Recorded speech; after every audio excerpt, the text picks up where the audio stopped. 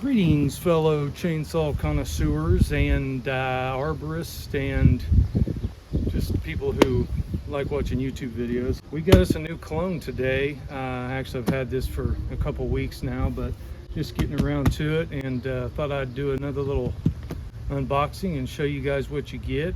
So if that sounds interesting to you, hang tight.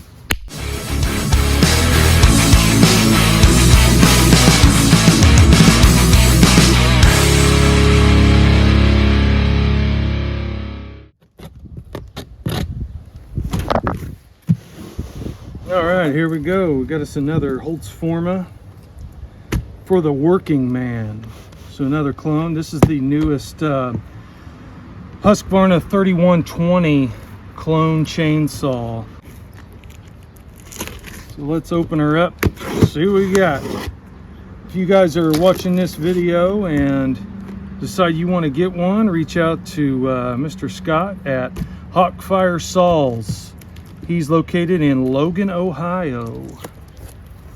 I'll leave some info down below, probably in the comments, if you want to reach out to him and get yourself a 120cc chainsaw or other. He carries all kinds of stuff. Okay.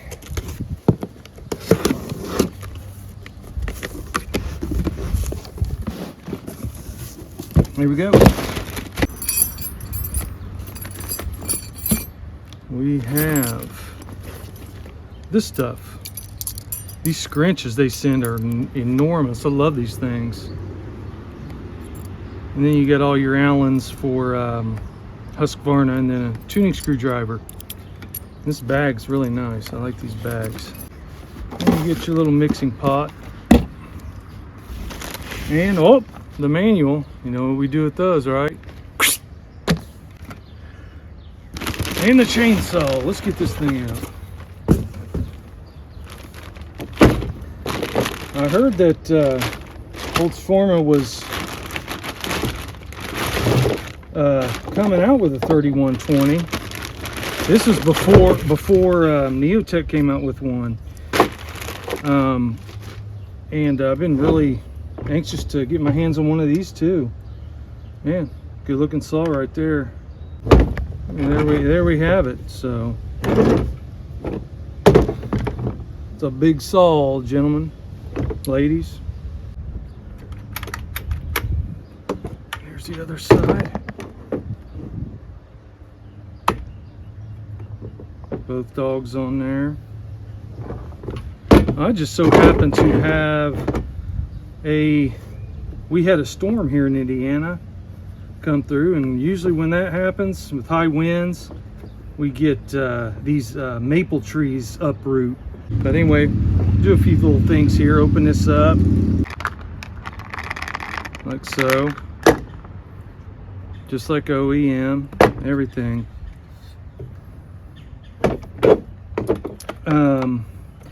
Now this carburetor on this one, I know for a fact is not the dual jet carburetor. It doesn't have the high and the low, even though it's marked high and low here for some reason.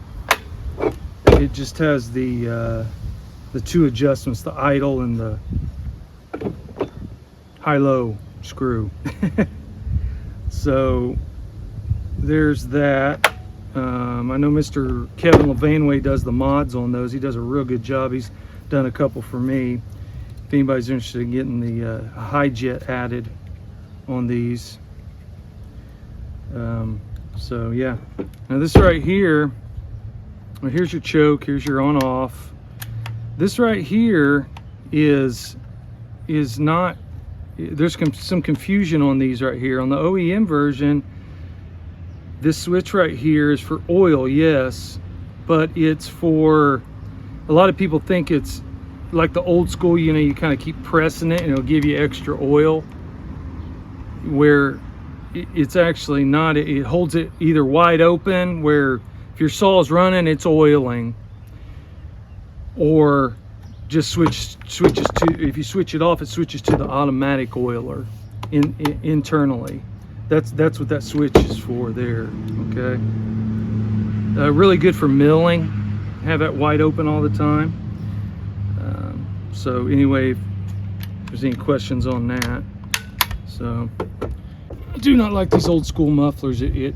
It's all open right there, right against the brake flag, and it's a good idea to shut that off and maybe modify it up here more, because yeah, these fins, I mean, look, they're all the way down in here and they blow right on this brake flag. I do not like that. Never did like that design. But real quick, I don't know what this is right here. I've never seen that on a 3120 where it comes up so high. I mean, you know, your chips will come out, it has to come down there. It seems like it would impede the flow. I'm going to cut that off right there.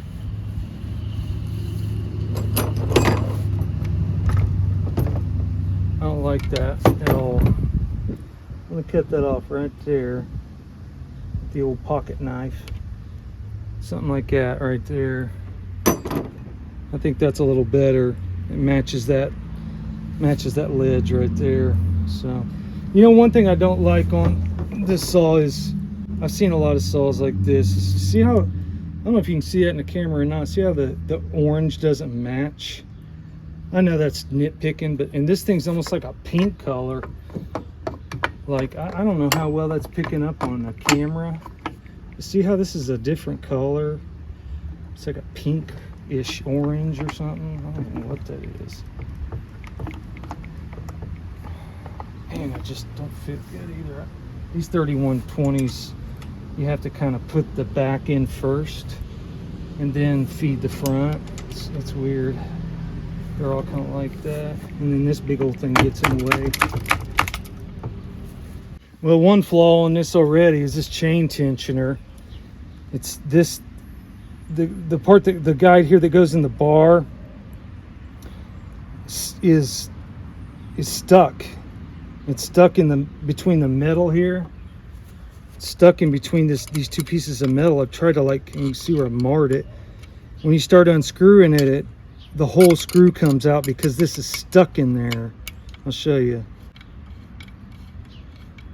if you can see it or not. See, the whole screw starts coming out, and then it comes off that little ledge right there. Comes off that little ledge, and then, you know what I mean. I'm not going to do it all the way because I got it kind of working now. If that happens to you, what I did was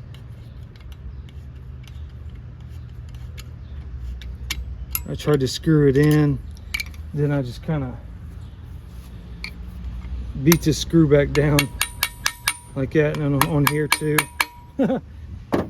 So anyway, there's the first flaw here on this one, but you know, that's something we can get by with, no big deal. But yeah, that's too tight in there. It's this right here is just sticking in there, which makes the screw go back and forth. Just, you know, it's real tight. So anyway, there she is.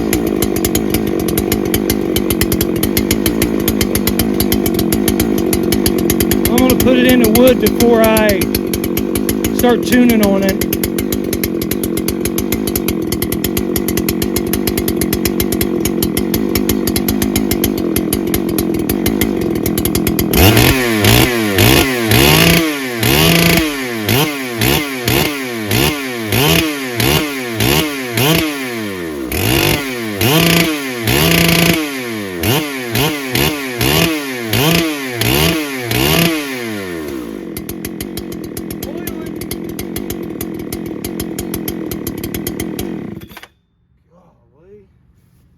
See that?